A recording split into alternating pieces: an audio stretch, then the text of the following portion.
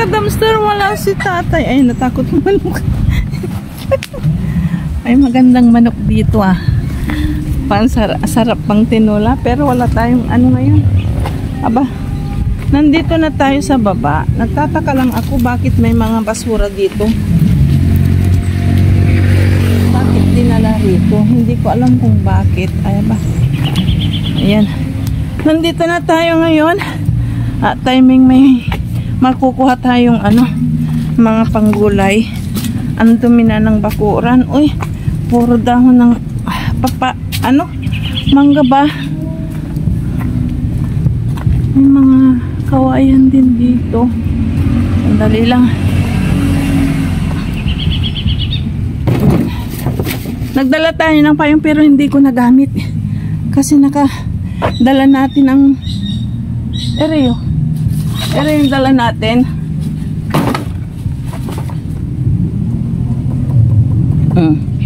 Yung niyog. At malago na yung mga saluyot natin. Pati yung mga bayabas na inaalagaan ko, aba nagkawalaan na. Ewan kung nahulog dahil hinog o dili kaya ay wala na. Naunahan na naman tayo ng mga lupin. Ayan. May mga, saan kaya kinuha ni tatay ito? Ah, sa aking kapatid to. Magandang pandagdag sa bahay niya. Ayun. Wala talaga yung mga pananim natin dito. Ang ganda ng ating, di ba, nasasakupan. Hindi pa tayo pwede sigurong magtanim.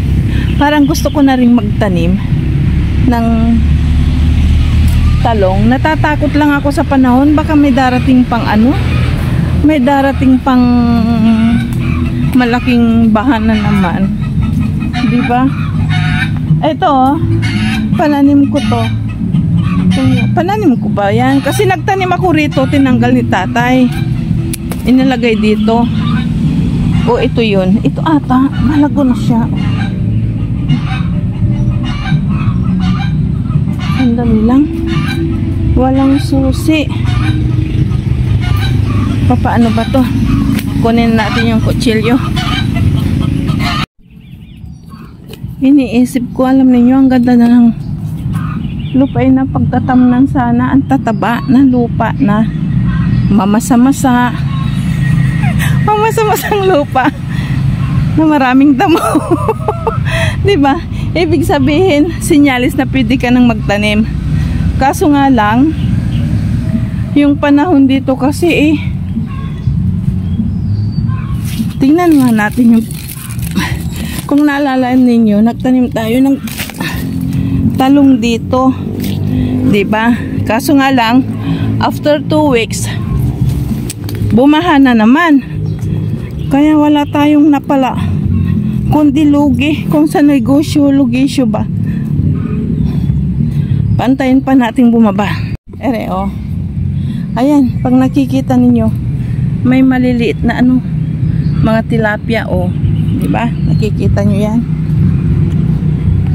Tapos dito tayo nagtanim ng mga talong noon.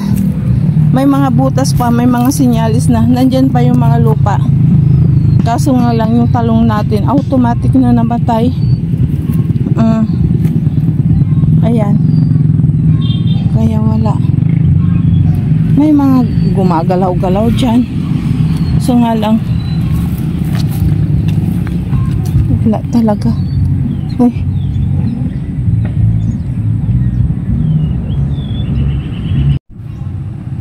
Dito pa rin tayo sa Pilapil.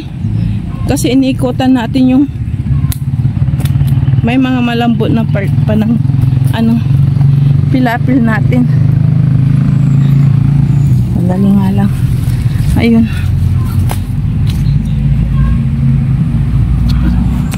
Kasi ang dala kong punla ngayon ay ano kaya? Itanim natin yung ampalaya dyan o sitaw. Try ko lang ba? Kasi buto naman yun. Diba? O anong mangyayari? Huwag mo ng talong asa. I-try natin yung ampalaya. Sandali. Eh, yung pruning natin ng saluyot, oh, pwedeng-pwede na. Oh, di ba? Walang katao-tao dito. Pati yung papaya natin namatay. Wala. Tag-ulan nga talaga. Ito yung masarap, oh. Sa may kamatis. Wala.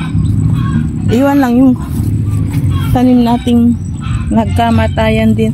May tubig pa ba ito? Talagang salanta lahat. Pati yung santol natin iniwala ng baha. Diba? Pero mayroon bang nabuhay ng palaya dito, oh. Ayan, yung mga alaga natin, oh. Try nating i-check.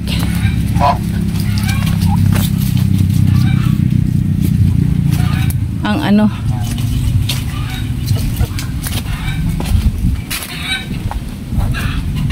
anong tawag dito? Atis, kung mayroon pa. Ayun, mayroon pa dun. Kunin natin bago pa magka. Meron mangilan-ngilan. Kunin natin sandali.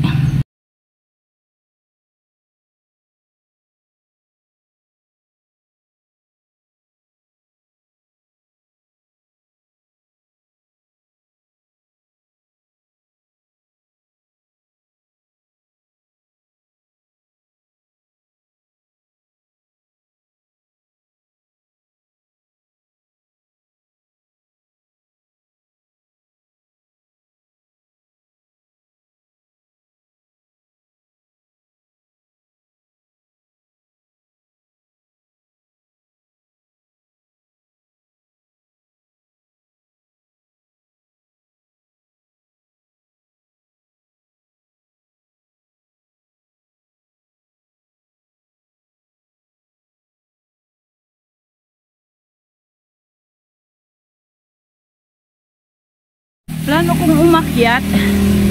Kaso nga lang, ang tanong paano ko kayo madadala? Kasi may karamihan ba?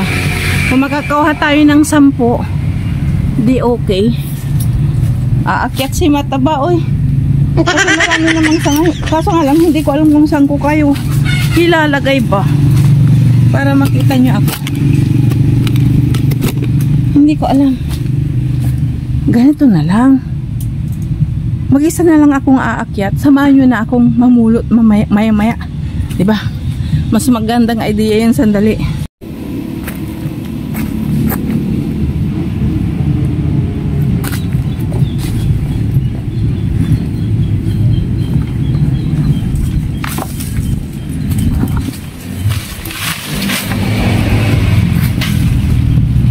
Mayroon pa dito eh. Ayun.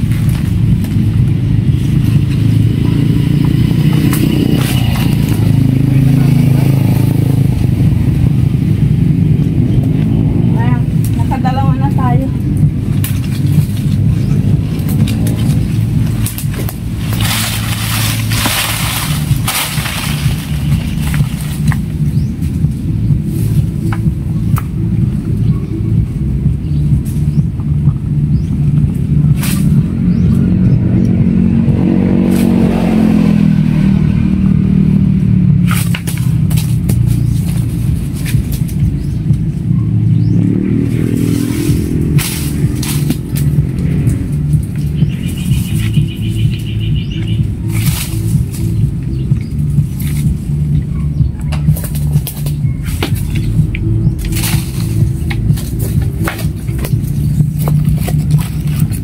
Nabali pa yung ating palungkin, sandali.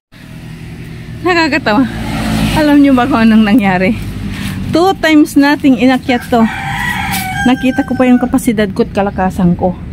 Kaso nga lang, mayroon pang mga 4 o 5 malalaki ang hindi ko nakuha. Mga ganito siguro. O mas lalaki pa rito. O. Kikita nyo ba?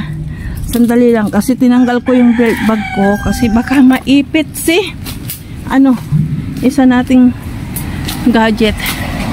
At saan ko ba kayo dapat ilagay? Sandali nga lang, iipit ko kayo rito. Naririnig nyo ba busis ko? Ang tubig ang wala. Uy. Dahil mamumulot tayo, namuti tayo ng ng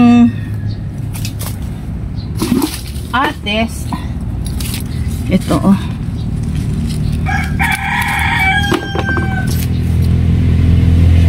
sama ko na nga lang kayo dahil ipinangako ko na kasama ko kayo sa pamumulot. Dito natin ilagay sa dilaw nating basket sa pamamasura. Ayan ayan pa yung mga nakuha natin. Sayang yung mga iba pakuha natin. Wala, hindi kami pwede mag-asawa. Lalaki ng katawan namin.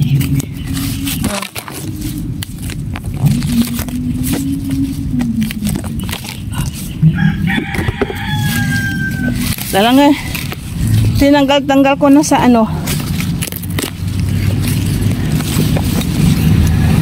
sanga. Mahigit 2 kilo siguro na harvest natin dito. Ayan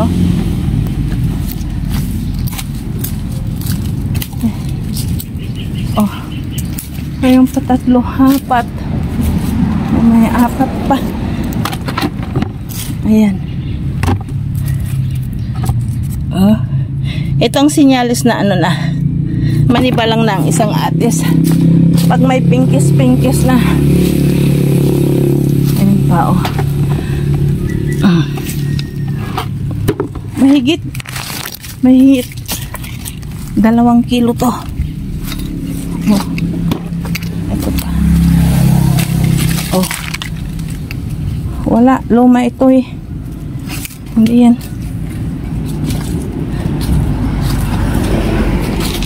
Ay, ayan tayo.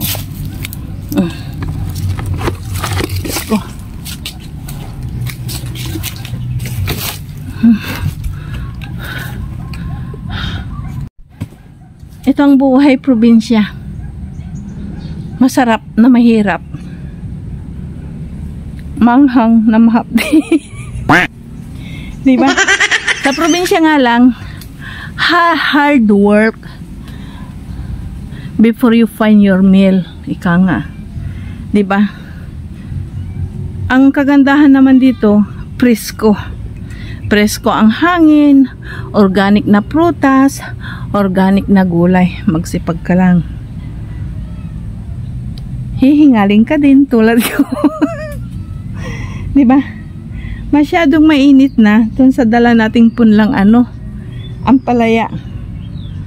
Try ko lang bago tayo umuwi kasi hindi ko alam kung madadatnan pa natin si Balbundon. Sana may tubig na rin ang nawasa. Ito ipapakita ko sa inyo ko.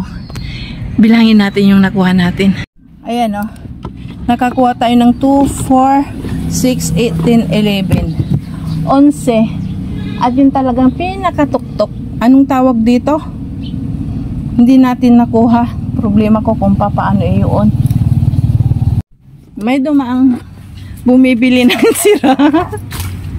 Tinanong ko naman kung bumibili sila ng sirang tao.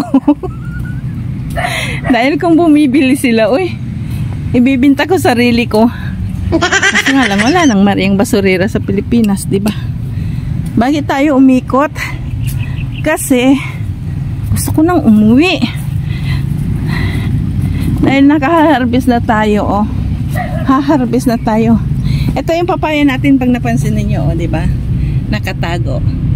Huwag natin kunan yan. Pink lady yan Ay, red lady ba? Red lady yan. Yan yung binili natin. Shout out kay Jessica Arcanhel. Banyes ba yun? Plido niya. Alam ba ninyo, nakawawa na to talaga. Kaso nga lang, no choice. Kasi walang guyabano si Balbon. Tulad ng sabi ko sa inyo, ilang araw nang hindi nakainom ng guyabano. Baka alam na ninyo. Ay, kaya kuha tayo ng konti. Ito yung pangalawa nating harvest, diba? At ngayon ay kuha tayo ng kunting saluyot para sa bulanglang ba? Bulanglang ba ang tawag? Sa anong tawag? Para sa dinengdeng. Gusto kong maggulay ng papaya. Kung hindi ngayon, baka bukas gulay tayo. Iharap ko kayo sandali. Kita mo, iharap ko kayo sandali kako. Ang ginawa ko naman ay iniharap ko lang naman sa inyo ang ilong ng malaking ilong ni Maryang Basurera. Hoy, sandali. Ito yung pinoproning natin, oh. Diba? Natanggal yung kulot na saluyot.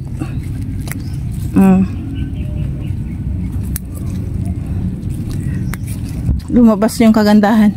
Normal na ito sa probinsya. Hindi naman ito culture na saluyot. Kaya pag may butas-butas, mas mainam pa kasi walang spray ito. Walang spray ba?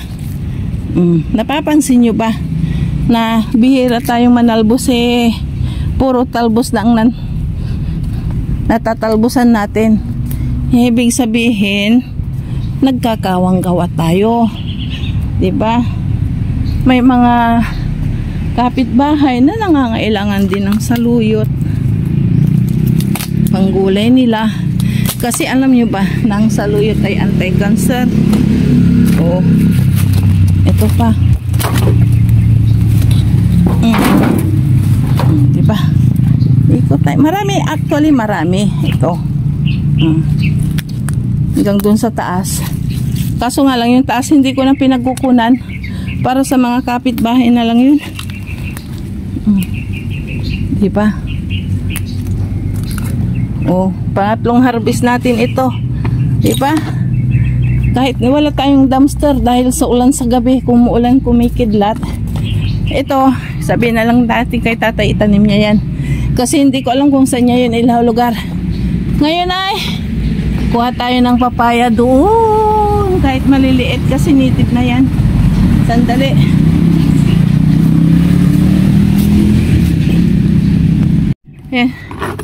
Hindi niyo naramdaman kung anong ginawa natin. Kumuha tayo ng 4. Kaso nga ayun, papakita ko sa inyo. Kasi hirap. Ito ang kahirapan ng vlogger na walang cameraman, videographer pa. Kanya-kanya, sarili-sarili. Paano naman kasi ang kita naman natin ay wala. Parang nakasanayan ko ng mag-vlog. Sandali. Ayan yung isa. Nadaanan natin yung isa. Ito na yung pang-4 na harvest natin. Ayun pa,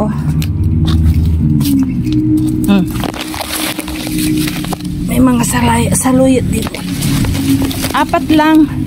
Kaso nga lang, itong 4 na to, hindi naman ibig sabihin ay igugulay natin lahat. Ito siguro, isahang gulayan. Diba? Isa-isa. Kasi nga tatatlo lang din kami.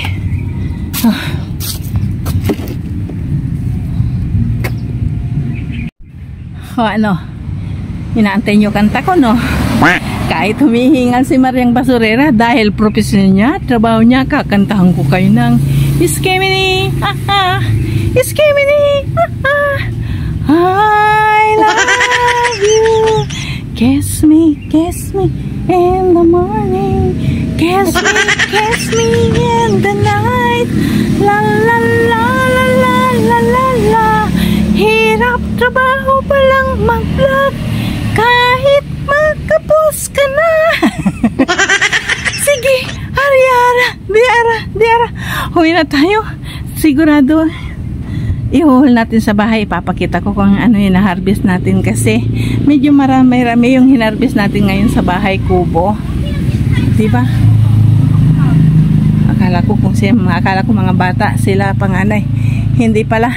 Kita-kita na lang tayo sa bahay. Hindi ko na maipapakitang dan sa inyo kasi maraming tao, baka isipin. Kasi minsan, nangyari, nagblablag ako rito. May matandang lumapit sa akin. Anong ginagawa mo? Iba na talaga, sabi. Akala, nagmamayabang. Ako siguro, hindi ko alam kung anong pananaw nila. Hindi nila alam trabaho at may kahirapan din. Kaya sa bahay na lang po tayo kita-kita. At least, na-update ko kayo sa kubo. Hindi tayo sarado. Wala si tatay. Maya-maya, darating na rin yon. At sa bahay kita-kita tayo. Promise, hindi ko kayo dadalhin sa doon kasi nakakaya. Kaya mamaya na lang uli. Nandito na tayo. Kanina pa sa bahay, kaso nga lang nanahimik ako. Gawa ng nakadalawang bisita na tayo. Yung isa is si Balae. No, si Balae is naka 2 times na nang balik kasi hinahanap din yung mga bata. Kaso nga lang nandun sila sa apartment. And then yung isa yung gustong magrenta ng dun sa harapan na kung saan ako nagturo-turo. Kaya hindi ko kayo nabalikan. Actually, pero nakapagtupi na ako ng damit.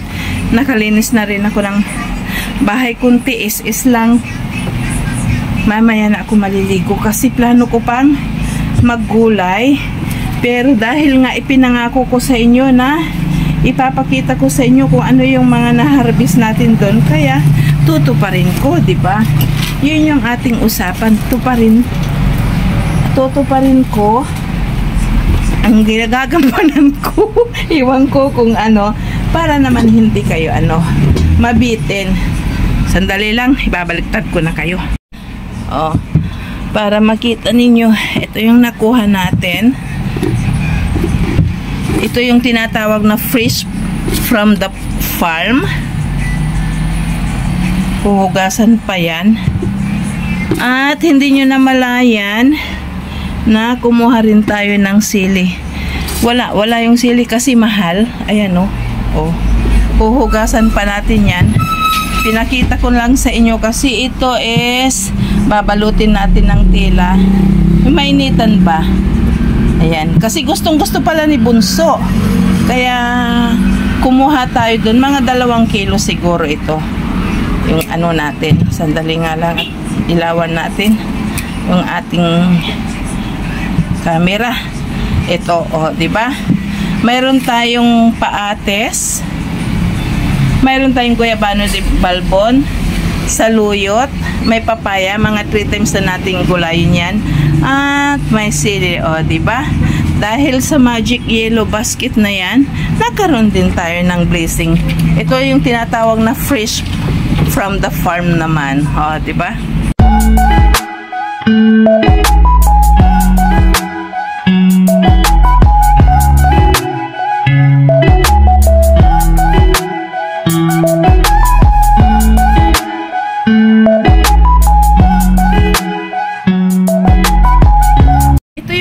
Natin, by the way, today is Thursday.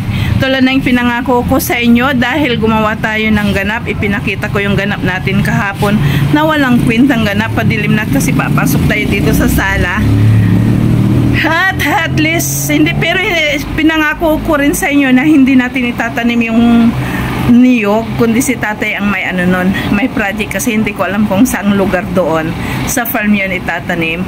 Pero hindi tayo nakapagtanim. Kung naalala ninyo, nakakuha tayo ng luya, hindi natin naitanim. At yung dala ko na namang ampalaya at sitaw ay hindi ko naitanim kasi nga mainit masyado, baka tayo matuwad, ma-high blood. Kaya minabuti ko na lang na hindi tanim. Pero nakita ninyo sa ating vlog pagha-harvest ng mga kung anong meron sa bahay ko po, especially ang ates. Nakita ninyo nagkalong bitin-bitin ako, naghihirap-hirap ako, pero at least mayroon tayong napala. Kaya ito na muna ang ipinakita ni Mariang Basurera habang hindi pa namamasura, at naway nag-enjoy kayo at naibsan ang inyong pagod sa maghapon. Nagpapasalamat po ako sa lahat sa mga nanonood sa atin na sana tuloy-tuloy tayong umangat, lumaki ang ating tahanan para legit tayong maging magkaibigan, magka-dumpster at kapamilya ni Mariang Basurera. Iniimbitahan ko na lang po kayong pumindot ng subscribe button at huwag kalimutang pindutin ang pulang button bilang notification bell para tayo palagi ay mag-skimini.